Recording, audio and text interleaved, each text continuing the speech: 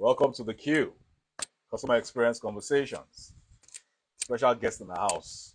Woo, woo. Hope you are going to stay for the program and not just breezing in, breezing out. I see this man. See this man. Don't breeze in and breeze out. Stay for a couple of minutes. We'll be starting in a few seconds. How has your day been?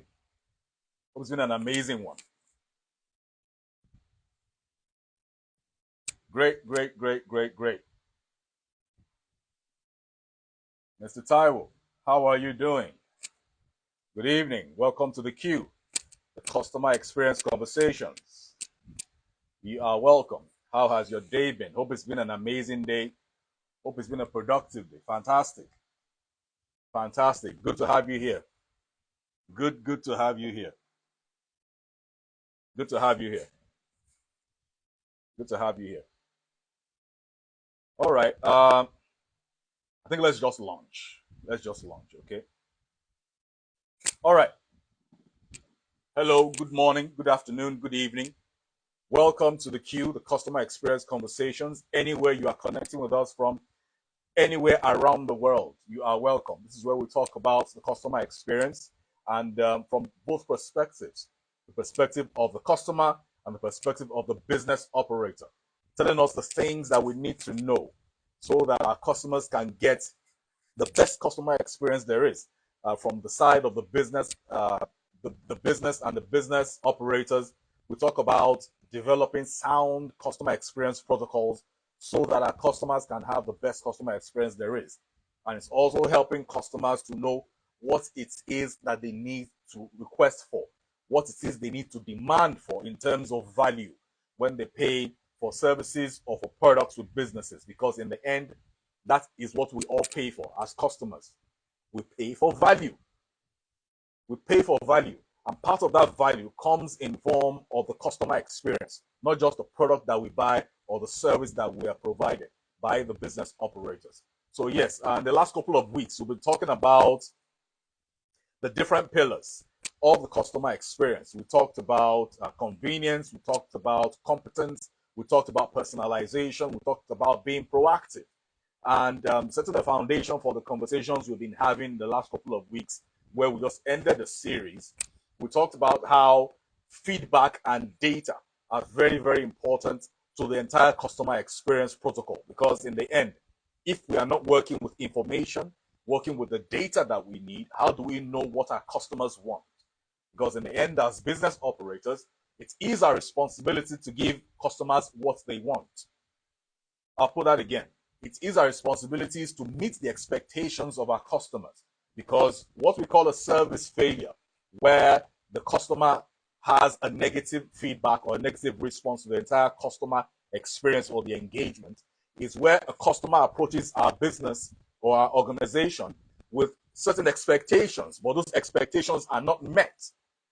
That is where we have a service failure. So how do we avoid service failures? Where we ensure that we meet the expectations of our customers at all times. At all times, because one customer will always talk to many, many more people, either people who are customers already or people who are going to be your potential customers.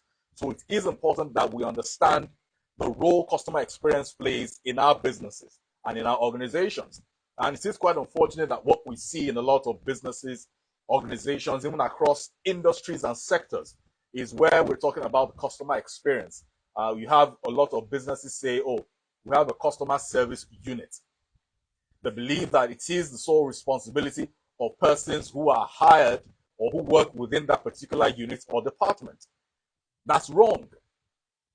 Customer experience is the responsibility of every single person in an organization, no matter who you are, because every single person in that organization is a touch point. Not just the people who are the customer experience desk or the people who are the customer-facing operators within an organization. Every single person in an organization is a touch point. You are a potential touch point, and you are a touch point for a customer to engage. It doesn't matter if the person is your security guard. It doesn't matter if the person is the person who is opening the door, the person who is cleaning. How people engage them. It is important. How our customers get engaged by all those people in an organization It is very important. And we must understand that the entire conversation around the customer experience is something that must be woven into the fabric of our organizations, not just something that we like to talk about, or like we've been talking about, saying that it's a responsibility of a particular unit. It must be woven into the fabric of our businesses. And understanding the fact that it is something that would really cost you little to nothing to do. It doesn't have to be expensive to be efficient. It doesn't have to be. And also understanding the fact that where you have sound customer experience, you get to make more money.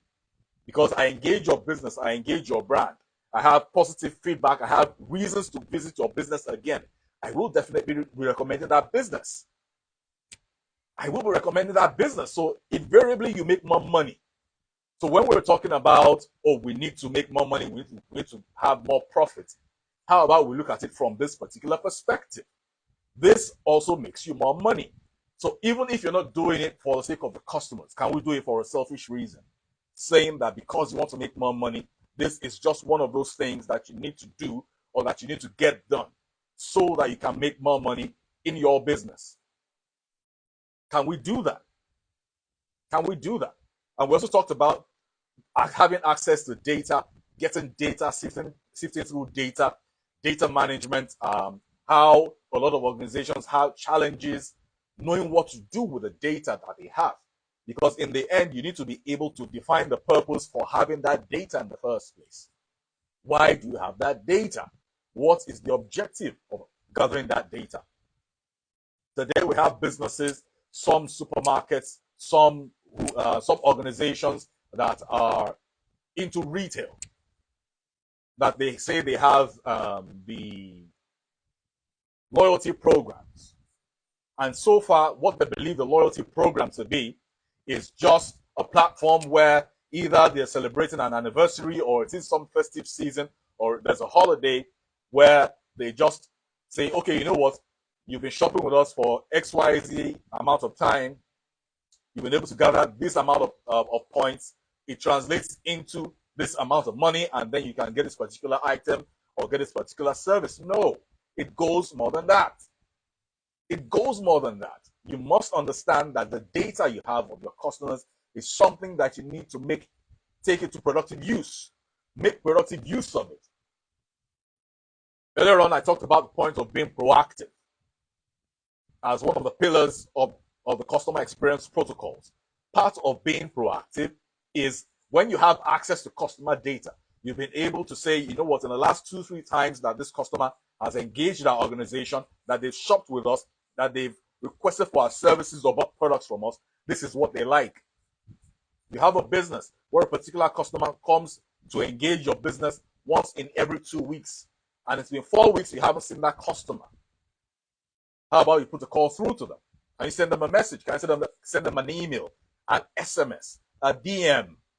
If that's how you engage with them, how about you do that? Because being proactive in that particular sense is also a way to personalize your engagement with them. That way they feel seen, they feel heard, they feel special. We're human beings. Everybody wants to feel special. Everybody. We want to feel special. How about you do that? That's one of the purposes of having data. Gathering data within your organization. Being able to proactively engage that data to see how you can provide better services to your customers. And on the queue, we don't say customer service because, like I said before, a lot of organizations believe that when you hear customer service, and you must have a department powering it or backing it up, we must have a particular team dedicated to it. Also because what we've seen so far across different industries and sectors is where the entire customer service, the conversation around customer service, is seen from the perspective of the service provider, not the perspective of the customer, which is wrong. You've got it the other way around. You need to address these conversations from the perspective of the customer, because it is the customer that has expectations of you, and it is your responsibility to meet those expectations and surpass those expectations, not the other way around. Because even when you look at the trainings that a lot of these operators receive, where they say they are customer service officers or operators, it is about, oh, this is what you should do to your customer. It's not necessarily this is what your customer expects from you, and this is what you should then do, either as a reaction or as a proactive action. So they get it the other way around. They have it all twisted up. So that's why on the queue, we don't say customer service, we say customer experience, because it is the customer that has the final say. It is the customer that will determine or that will measure if you have provided a tangible customer experience to them. You're not the one to determine it. They have the metric to measure it, not you. Because after they engage you, they engage your brand, they engage your business, they are the ones to say, you know what, I have been satisfied. Or they can say otherwise. So we must understand it. It is very important that we get to know, understand, digest this particular fact and point, that we must see things from the perspective of the customer. It is non-negotiable. It is non-negotiable, because when customers do not engage your business, they do not engage your brand, can you say you run a business? Can you say that you run a business when you do not have customers? So if the customers are what gives your brand, your business meaning, don't you think it is important that you meet their expectations and not just do things that you expect that they want?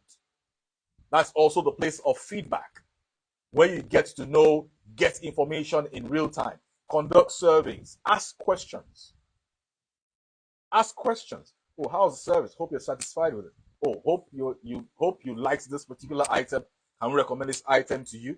Hope it was satisfactory. Are you having any challenges? That is how to engage your customers. That's how to engage them. So it is very important that we understand that the expectations of our customers, they must be met. They must be met every single time. Cast your mind back to the last 1 week or the last 2 weeks or the beginning of this month of July 2022.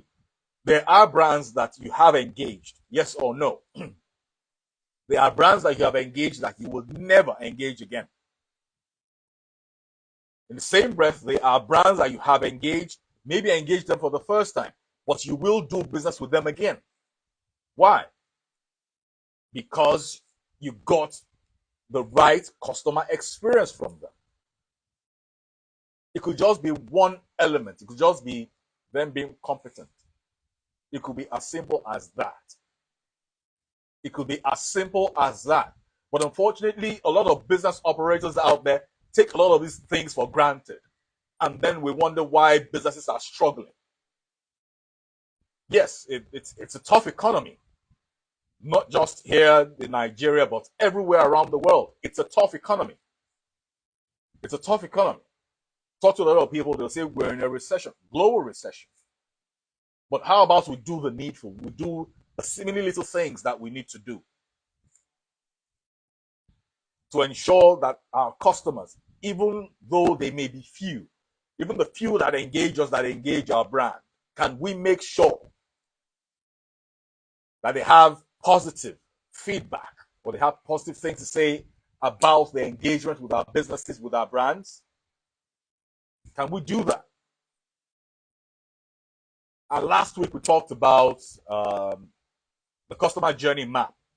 Now that's talking about a visual representation of the entire interaction or engagement that your customer will have with your brand from point A to point B to point E to the very end, and then taking it back again.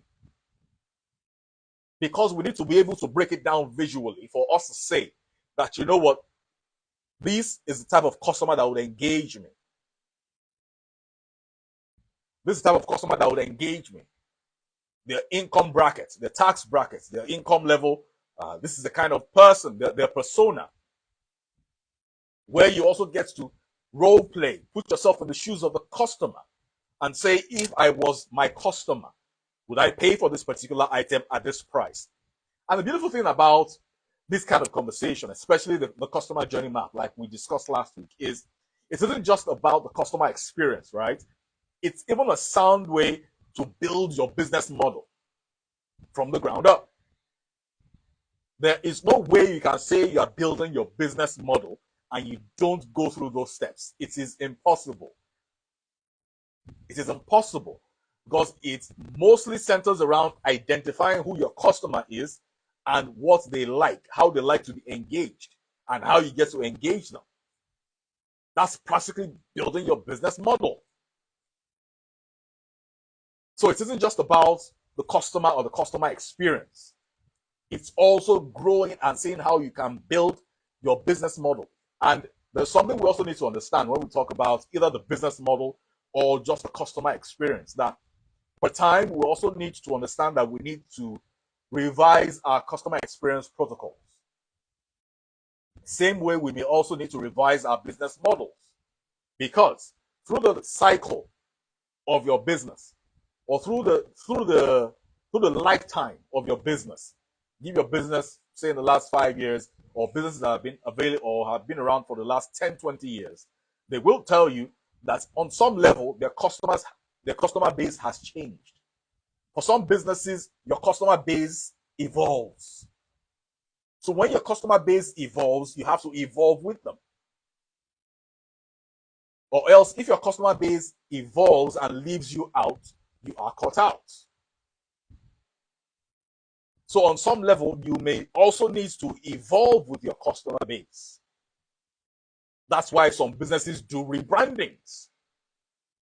So it's very important that we're also sensitive and don't say that, okay, you know what, this has always worked, it will always work, and we'll leave it as is. That's not how it's going to go. That's not going to fly. That's really not going to fly. It's not going to fly. So we have to be very sensitive to understand those points, that at any given time, our customer base is set to cycle out. It can evolve. So we should be able to evolve and say, the customer journey map that we had at maybe 2015, 2016, is it up for a review? But if it's going to be up for a review and it's mostly centered around your customer, can you then take a step back and look at the customers that you have engaged in the last 6 to 18 months to see if they have evolved or not? Because there is no way that they haven't evolved, even in the tiniest bit of it. And let's even say they haven't evolved. In the last 6 to 18 months, there are new things to learn. There are new systems in place. How about you also see how you can be more efficient in your organization, in your business? Not just from the customer experience perspective, but how you run your entire enterprise, your entire brand. So it is very important that we revise all these things that we've had together. Either it is our business model or it is our customer journey map. But interestingly, that's not what we're talking about today. I just wanted to use all of those to set a good background in form of a recap to let you know what we've been talking about in the last couple of weeks. It's been like 2 months thereabout, 2 to 3 months now. Just a quick recap to lay a foundation for what it is that we want to talk about today. Because today we're talking about the program, the customer, and the experience. We're talking about creating a customer experience program. And it is very important that we pay attention to these details and see how we can make the most of them. We must see how we can make the most of them. We must. We must. These are very interesting times. We cannot afford to take customers for granted. We cannot afford to lose any business whatsoever. Either the business that we've had so far or the potential businesses that are coming our way. Because for every one dissatisfied customer, that one customer is likely to tell a dozen people that they are dissatisfied with your brand. That's a dozen people that you really can't afford at this time to not patronize your business. Take a look at the global brands that we celebrate today. Most of them, if not all of them, they are customer centric. Today, we would like to talk about Amazon. And if you've ever looked at any of Jeff Bezos's speeches, interviews, he is always talking about the customer. He is always talking about the customer. The customer is at the heart of everything. And these are businesses that work with a lot of feedback and a lot of data. And it shows. It shows. It shows in everything they do. It shows in how they've been able to develop their systems to ensure that it is efficient. It shows. Because in the end, you cannot give what you do not have. So very quickly, because we're running out of time, very quickly we'll look into what we have today. Creating a customer experience program. And we'll start by looking at customer loyalty and retention. Okay? So customer retention relies on building customers' product loyalty and satisfaction. Because yes, it is hinged on building customer satisfaction. That's what customer experience is anyway. It's hinged on that. That's the linchpin. Building their loyalty and their satisfaction. And one of the key things that we talked about when we're talking about convenience as a pillar, as one of the pillars in customer experience, was convenience in the context or within the conversation of the customer experience is what saves your customer time and money. If there is ever anything that can save your customer time and money, it is what your customer will see as convenience. So if I engage your brand and there's little to no bottleneck, I will have a good experience with you because you're saving me time, you're saving me money. It's 2022. Nobody has time to waste anywhere. I'm engaging your brand. You're welcome. I'm engaging your brand, and then I see that you're being sluggish about it, or you're not being proactive, or you're not even being competent. I'm off. I'm off. So, customer retention, it relies on building customers' product loyalty and satisfaction. Loyalty and satisfaction, the two linchpins to building customer retention.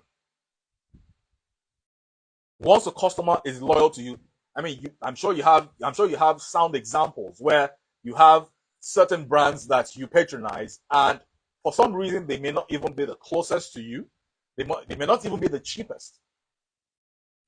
You have cheaper options, you have closer options, but you must get to that particular store to get what you want. Ask yourself, why is that the case? Because you're loyal to them. Because for some reason they've been able to build that relationship with you, to build that loyalty. Because at one point or more than one point, you have been satisfied by how they engaged you. That is how to build customer retention.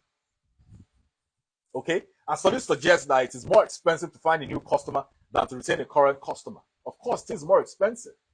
Because either way you like it or not, you are going to have to spend a lot more money on marketing and sales.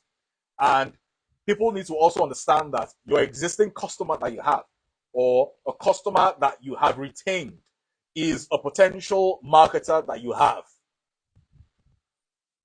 So I patronize a brand and then I recommend that brand to a dozen other people. I do it unpaid. And those dozen other people engage that particular brand. That particular brand has been able to get a dozen more people aside from myself to engage them, to buy their products, or to engage them for their services. But I'm unpaid to do it. But to get those 12 customers, those 12 new customers, it's what some organizations will have to pay a lot of money for their staff to get done, to pay for in terms of marketing and other things. So yes, it is cheaper to retain existing customers than to say you're trying to get new customers. It is just what it is. It is cheaper. So these are part of the reasons why we keep talking about it and emphasizing the need that we must have sound customer experience protocols. We will always keep having this conversation on the queue. That's what we're on about. It is cheaper. It saves you money. You say you want to make more money, More money doesn't always have to come in terms of fresh revenue. It could also be you spending less, you saving money. That's also a way to make more money or to have more money. So it is very important. And about 80% of companies use customer satisfaction as an indication of performance, which is what makes sense. If that is the metric you're using to measure your performance, it makes sense. Because in the end, that's who you exist for. You exist for the customer. So if you're not using customer satisfaction as a metric, what are you using as a metric? Is it just what you have in your bank account? Because as far as I'm concerned, you're taking your eye off the ball. You're taking your eye off the ball. So you must use customer satisfaction as the strong metric for you to determine performance, to know if your organization is doing well or it isn't. You just need to do that. And in recent surveys, businesses say maintaining or increasing customer satisfaction is one of their major challenges, which makes sense because in the world that we are in today, a lot of things are competing. That's the word. For the attention of the customer. Not just your competition, but you have other things, other responsibilities competing for the attention of your customer. So retaining the attention of a customer is really, really challenging. But is it possible? Of course it is possible. It is possible. It is possible. Because it's part of those questions that you need to ask yourself that in my business, in my organization, in my brand, what are we doing differently aside from our competition, even those who aren't even the same industry as we are? What are we doing differently? And this particular question, you'd also agree with me, is a key question that you need to have included in your business model when you're building or developing your business model.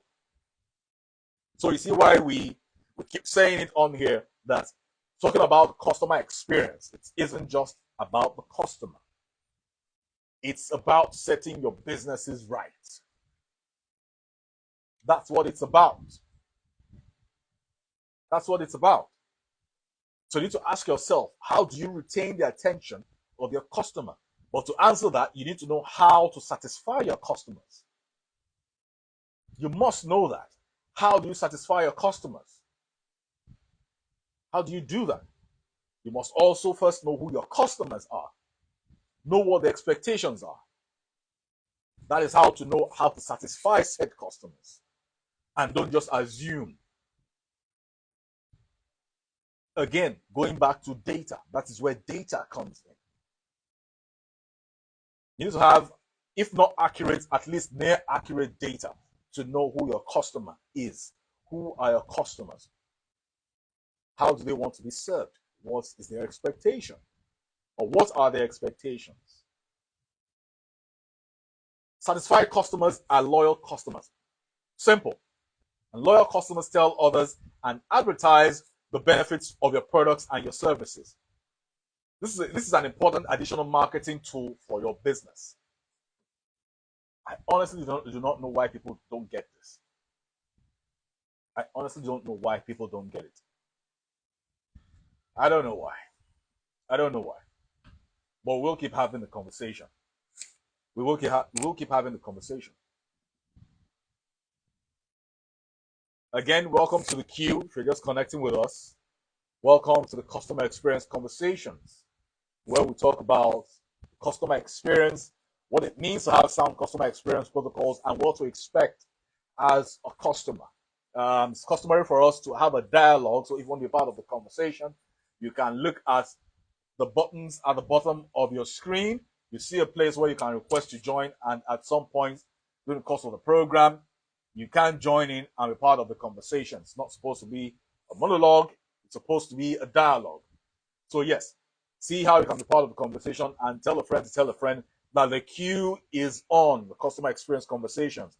It is on. This is where we talk about the customer, their experience, the businesses, what to expect, what to do. Right here on the queue. All right, so moving on. So we've been talking about having loyal customers and having them satisfied. Now, this is what it means to have loyal customers.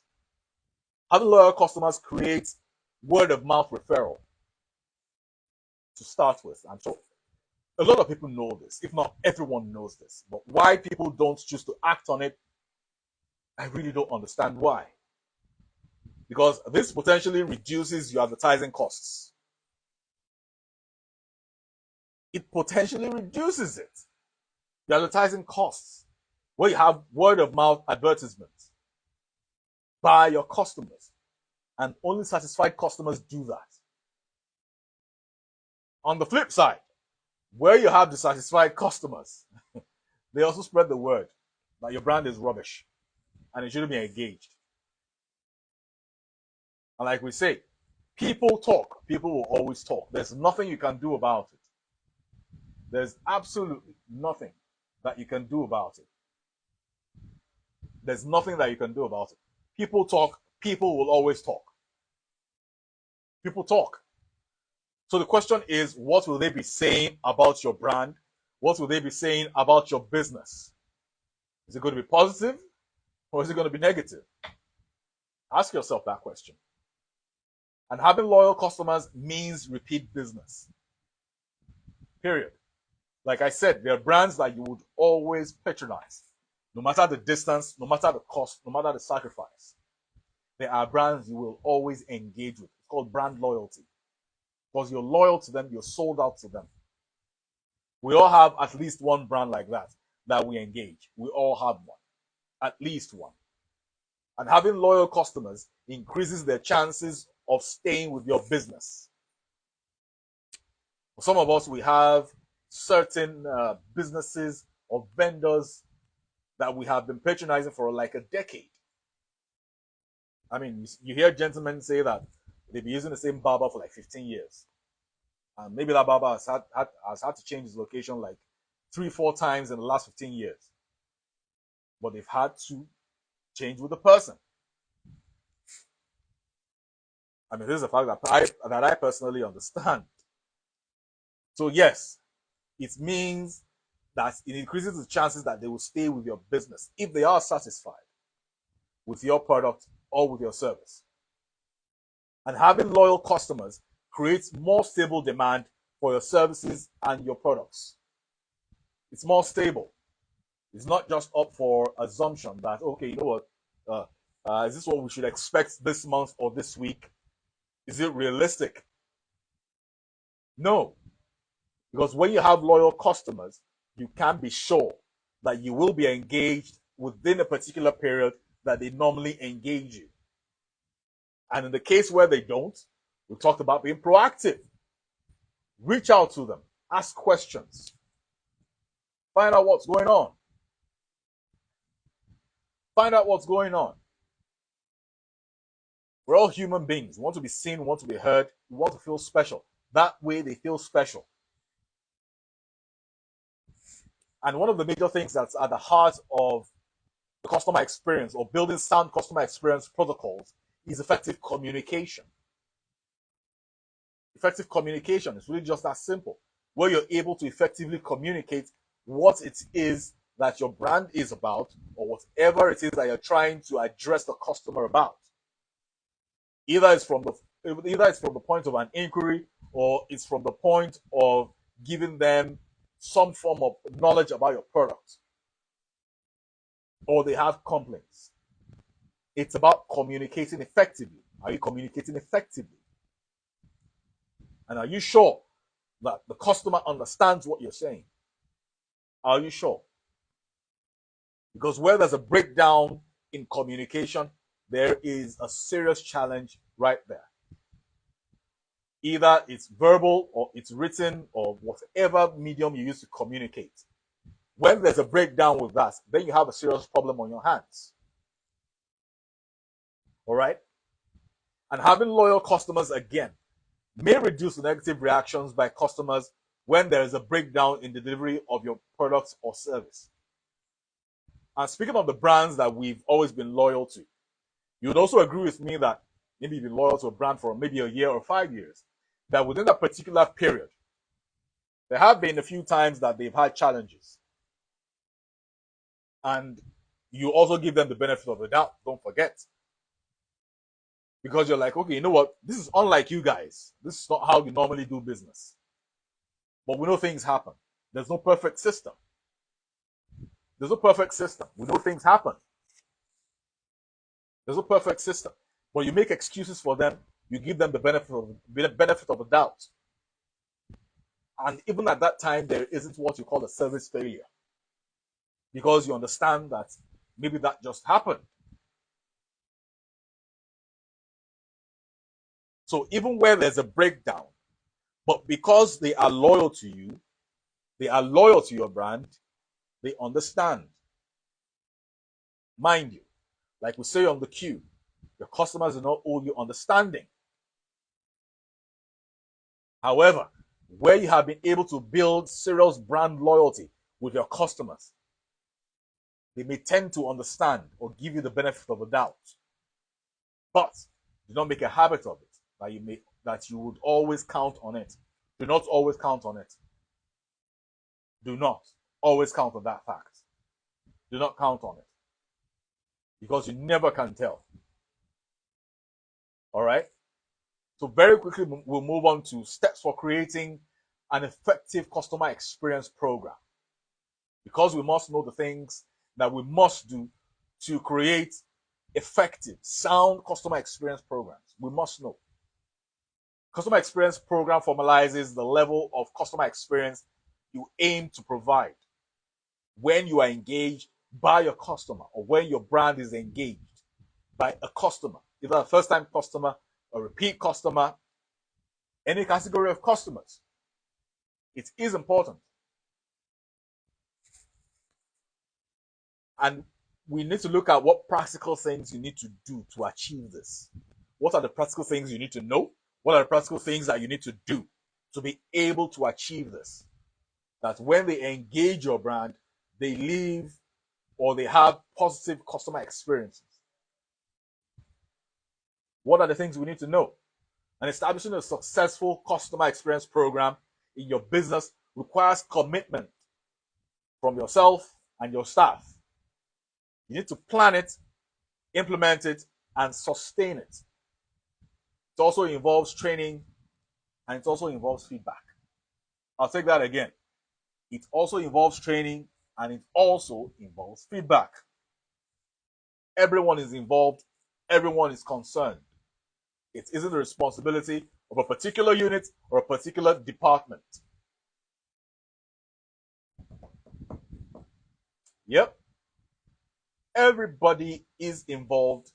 Everybody at every level, at every stage of the business is involved. Concerns everyone. Concerns everyone. Very quickly, we'll look at steps to take. All right? The steps to take to create the effective customer experience program, or effective customer experience protocols, as I like to call it, on the queue. Steps to take. Number one, think about what your customers need. Saying this again. Think about what your customers need. They need to come first. They need to be the priority. Think about what your customers need. When you know what your customers need, then you know what to give them and how to give them. Number two, plan how you will meet their needs. So you don't just leave it at the phase of knowledge or at the level of knowledge. There must also be action. There must also be intent. Deliberate intent. Where you plan on how to meet those needs. There must be deliberate intent. You can't be careless about it. It's not something that just comes to you naturally. You must plan on how to meet those needs. How do you want to meet those needs? How do you want to do it? After you've identified those needs, You need to have deliberate intent. You need to plan to meet those needs. Write a document outlining the program's aims, details, and how it will be implemented throughout your business. That is what we talked about last week, when we talked about the customer journey map. You really need to go watch that video. You really do need to watch it. You need to watch that video. Check it out on our YouTube channel, the Q Podcasts, the CUE Podcasts. It is there. You will see it. You need to watch that particular video. All we're saying today will make a whole lot more sense to you. You need to watch that video if you weren't part of the Q last week. You need to watch that video,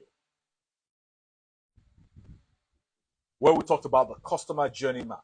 Because the customer journey map is what I just said here now, where it is a visual representation of the engagement or the interaction that a customer will have with your brand, with your business, from every single point, from the first point of contact to where that particular transaction is terminated. And then you start all over again, either with that customer or with other customers.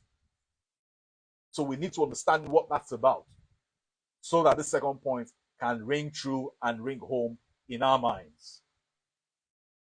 Number 3, deliver training to your staff. Include training for any new systems.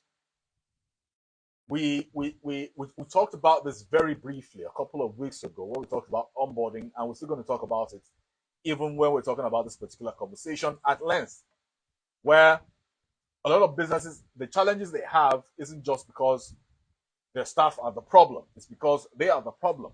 You have staff that aren't trained or well trained to be able to engage your customers the way your customers should be engaged. They aren't trained. So customers must be trained. Pardon me, staff must be trained. Your team members must be trained. You must be trained. Everyone must be trained on how you expect to engage customers. Don't just assume people know, because you would be surprised. Don't just assume people know. Everyone must be trained. Every single person in the organization, you must be trained. And the next point is you must implement the program, making sure all staff are confident with it. Once you've been able to detail out the program and you've been able to train everyone on it, make sure that at the point of execution, everyone is confident that they can do it, and they can execute that particular program. The program now, talking about the customer journey map that we talked about last week.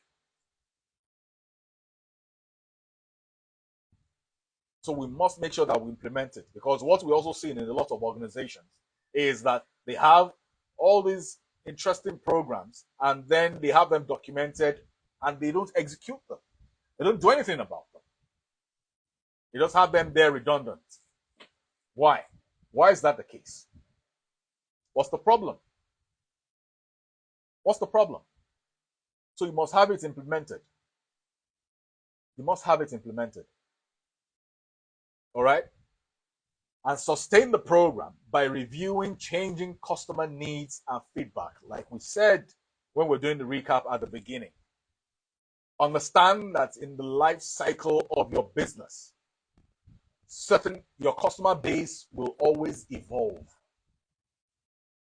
And when your customer base evolves, that means the needs of your customers have evolved. And you can only know that from the feedback you get and the data you get. Feedback itself is a form of data. But you must understand that in the life cycle of your business, your customer base will always evolve. Your customer base will always evolve. It is very important that we understand that. Once your customer base is evolving and you understand that fact, you must be able to see how you can meet the needs of those customers per time. Every single time where there's an evolution, because you also have to evolve with it. That's why you have a lot of businesses do rebrandings every other year. All right? So encourage and support staff through a staff recognition program. Because either you like it or not, where your staff isn't pleased or they aren't happy doing what they're doing, they will treat their customers very well. It was Richard Branson, the founder of Virgin, the Virgin Group, Virgin Atlantic Airlines, that he said that he treats his employees well so they can treat his customers well. It's like the saying goes, the happy wife, happy life, happy employees, happy customers. You have grumpy employees, that's the same energy they're going to transfer to your customers, unfortunately. Because in the end, they're humans. Some people even do it unconsciously. They don't do it deliberately. You don't have to be deliberate about it. Okay? Because even you would admit that even as a customer, sometimes maybe you're having a terrible day, you're in a sour mood, and then for some reason you have to engage a particular brand, and then you didn't engage them as politely as you normally would. That's because you're human. So imagine that's an employee of an organization or that's a business operator. It's the same thing you will get. Where you have staff or employees or teammates who aren't treated well or who aren't happy doing what they're doing, they will invariably transmit that same energy to your customers.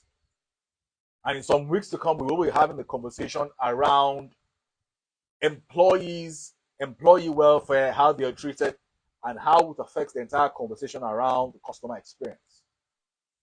So it isn't just enough that we have all these interesting protocols or programs, we have the customer journey map, and we talk about all these wonderful things, but where the people who are supposed to engage set protocols, where they aren't encouraged, where they aren't satisfied enough to be able to engage them, they will not engage them effectively. And in the end, you find that you have spent a lot of money on training and then you don't get the expected results from it. So in the end, all these things, they connect. They connect. But we will talk about them. We'll talk about them. And if your program is working well, it will keep your customers happy, which in turn will mean higher profits for you. Plain and simple. Plain and simple. All right? So the last bit that we'll be looking at, talking about creating customer service protocols or customer experience protocols, is the staff and systems and your processes. Very quickly, I'll run through it because we're very pressed for time. The first bit is looking at it from the perspective of the staff, team members, employees, whatever you want to call them. All right?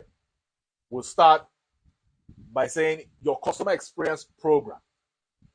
First point of action or point of call, your staff. You need people to work together to put the needs of the customer first.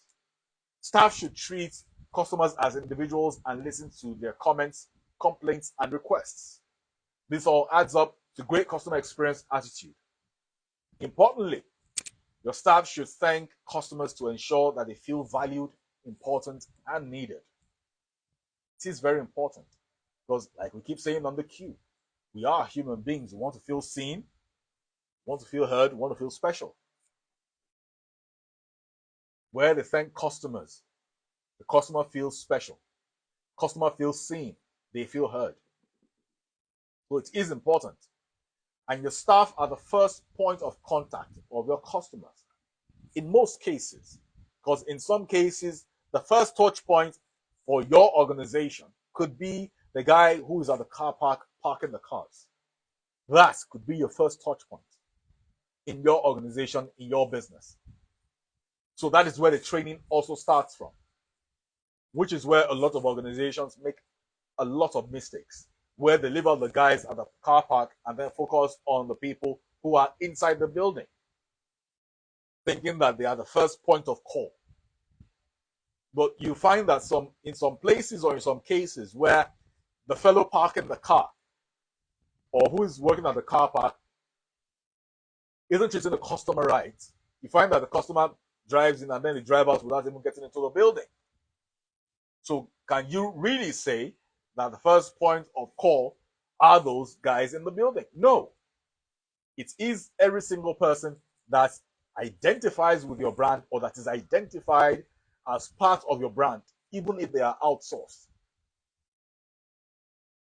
All right. So your staff, which also includes every single person, either they are outsourced or not, are the first point of contact for your customers. So it is important that they have the right attitude. It is important that they are well trained. It is important that they enjoy their work. It is important that they contribute to improvements. Excuse me. And the last point, it is important that they advocate for your business. I'll take those 5 points again very, very quickly. Your staff, it is important that 1, they have the right attitude. 2, that they are well trained. 3, that they enjoy their work. Remember, we discussed this a few minutes ago. Number 4, that your staff contributes to improvements. And number 5, that they advocate for your business. So it is very, very important. It is very, very important. So very quickly, we'll go into systems and processes. And this is where a lot of businesses get it wrong in their systems and in their processes. They get it wrong every single time. I do not know why. But let's look at how to get it right and what we need to do to get it right and how to build effective systems and processes within our own organizations, businesses, and brands to ensure that we have sound customer experience protocols. All right? The way your customers buy from you is very important. All right? Do we agree that the way our customers buy from us is very important? Because if the buying experience is frustrating or difficult, a customer may not even complete their first purchase, let alone return. Okay? I will be looking at a few points, more than a few points on how to develop sound systems and processes that will aid your customer experience protocols. All right? I'll run through them very quickly. We're pressed for time. Run through them very quickly. You can catch up on them on our YouTube channel. So very quickly, the first one, record customer experience standards and relate them back to business goals. That's where you use your customer experience as the metric to see if you're doing well in your business or not. Include the best point of sale system. Reward customers with a customer loyalty program. Record client details in a customer relationship management database. Data. We talked about it, data. Seek post-sale feedback from clients. Establish a customer complaint policy. This particular one we're going to have to look at on a particular day. It's an entire topic in itself. Having a customer complaint policy. We'll be looking at that. It's very, very important that every organization knows to develop one. Building a customer complaint policy. All right. Recognize and reward staff behavior that you want repeated. Review recruitment practices to ensure you employ the right frontline staff. Very, very important. We'll be emphasizing on that as well when we're talking about onboarding and the role that our team members, staff, and employees play in the entire customer experience conversation. All right. Include a staff training program and review staff performance regularly. Encourage ideas, suggestions, and observations from all staff and establish an anonymous staff suggestion box if staff are uncomfortable with sharing ideas publicly. I'll take that again. I'll run through that list again. Okay? Talking about systems and processes. How to have effective systems and processes that will aid the development, the initiation, development, and execution of sound customer experience protocols. I'll run through them again. Okay? Record customer experience standards and relate them back to business goals. Include the best point of sale system. Reward customers with a customer loyalty program. Record client details in a customer relationship management database. Seek post-sale feedback from customers. Establish a customer complaint policy. Recognize and reward staff behavior that you want repeated. Review recruitment practices to ensure you employ the right frontline staff. Include a staff training program and review staff performance regularly. And ask key staff what they already do to provide good customer experience. Encourage ideas, suggestions, and observations from all staff and establish an anonymous staff suggestion box if staff are uncomfortable with sharing ideas publicly. The last couple of minutes, we've been talking about creating a customer experience program that works, a customer experience program that is effective. We talked about customer loyalty and retention. That what's at the very heart of customer loyalty and retention is where the customer is satisfied. Where you have a satisfied customer, you have a loyal customer. It's really simple. A satisfied customer ends up becoming a loyal customer. And you must understand that key factors to identify to have effective customer experience protocols are your staff and your systems and processes. Now we're looking at things internally. Not just saying these are the things that you need to do, but these are also key pillars that you need to look at. Because these are factors that are well within your control that you can influence. So we hope that it's been an amazing time on the queue so far today. And of course, as always, on a final note, remember, no matter which side of the aisle you are, stay agile. As a customer, keep your expectations reasonable and get value for your money. That's what you're paying for. You're paying for value. And part of that value is having a very wonderful customer experience. And as a business, strive to meet those expectations and give your customers value, because that's what they paid for. Give them that value that they paid for.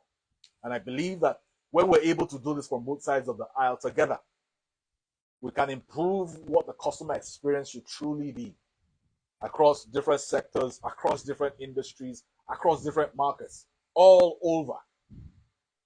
All right?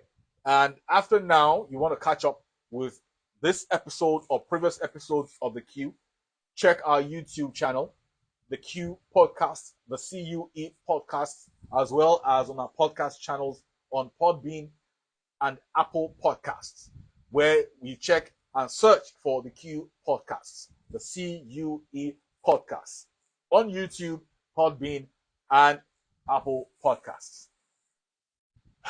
Remember to share, like, and subscribe. Remember that on The Q, this is where we talk about the customer experience, what to expect as a customer, what to do as a business operator.